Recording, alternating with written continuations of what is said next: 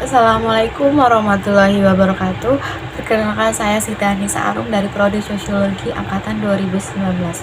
Nah, kali ini saya akan menyampaikan suatu materi mengenai pengertian dan pentingnya model perubahan organisasi yang dimana ini adalah tugas dari MK Sosiologi Organisasi. Yang pertama, saya akan mengucapkan terima kasih kepada Allah Subhanahu wa Ta'ala yang telah memberikan saya kesempatan untuk menyampaikan suatu materi tersebut kepada audiens.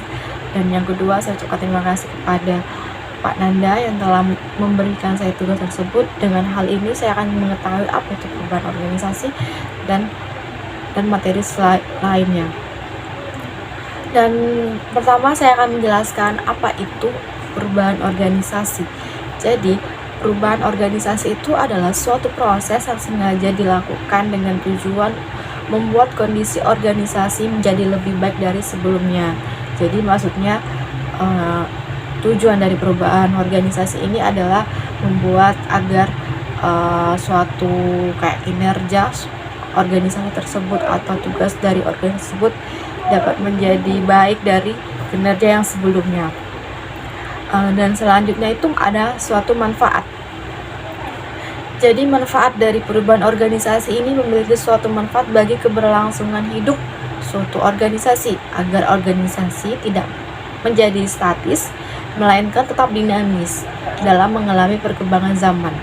Hal ini dapat kita artikan bahwa perubahan organisasi ini sangat bermanfaat bagi suatu kinerja organisasi, keberlangsungan organisasi, masa depan organisasi, yang dimana kita juga hidup di era yang selalu mengalami perkembangan zaman.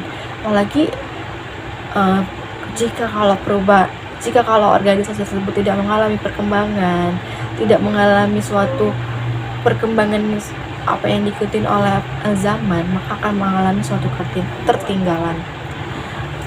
Nah, selanjutnya itu ada faktor yang mempengaruhi suatu perubahan organisasi. Yang pertama itu ada demografi tenaga kerja, yang dimana bagaimana tenaga kerja dalam organisasi tersebut, terus apakah dia baik dalam suatu kerja, apakah tidak. Nah, yang kedua itu ada teknologi. Nah, bagaimana organisasi tersebut memanfaatkan teknologi yang ada dengan baik atau tidak, atau organisasi tersebut bisa nggak dia memanfaatkan suatu teknologi sesuai dengan perkembangan zaman.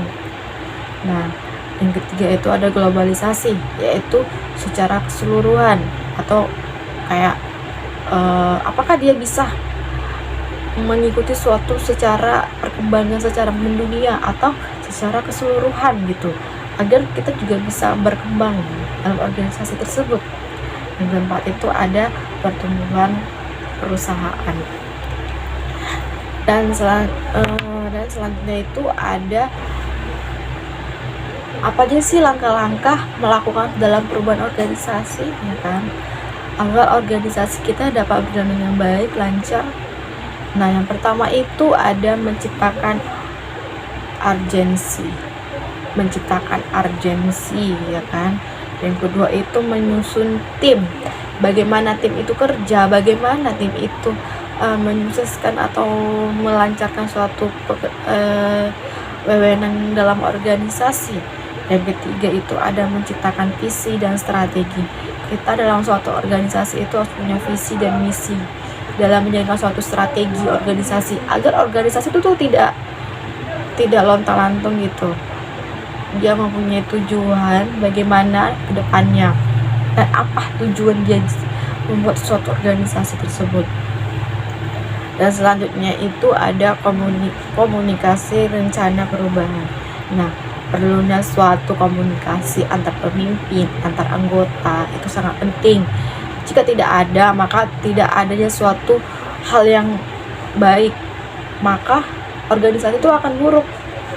Yang kelima itu ada menyingkirkan suatu masalah. Jadi salah satunya adalah adanya suatu organisasi ini untuk menyingkirkan suatu masalah, untuk menyelesaikan suatu masalah, apa yang dialami oleh anggota, apa yang dialami oleh masyarakat lainnya, atau apa yang dialami oleh dalam organisasi tersebut. Dan yang terakhir itu ada mempertahankan suatu perubahan. Jadi kita harus bisa mempertahankan suatu perubahan dalam organisasi tersebut agar bisa berjalan dengan baik. Oke, demikianlah video singkat saya mengenai perubahan organisasi dari MK Sosiologi Organisasi.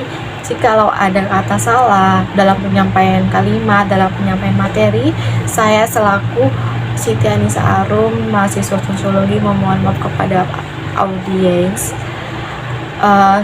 Saya berharap semoga ilmu yang saya sampaikan sangat bermanfaat, bisa digunakan dalam kehidupan sehari-hari atau dalam suatu organisasi. Baik, wassalamualaikum warahmatullahi wabarakatuh. Selamat siang, salam sejahtera untuk kita semuanya.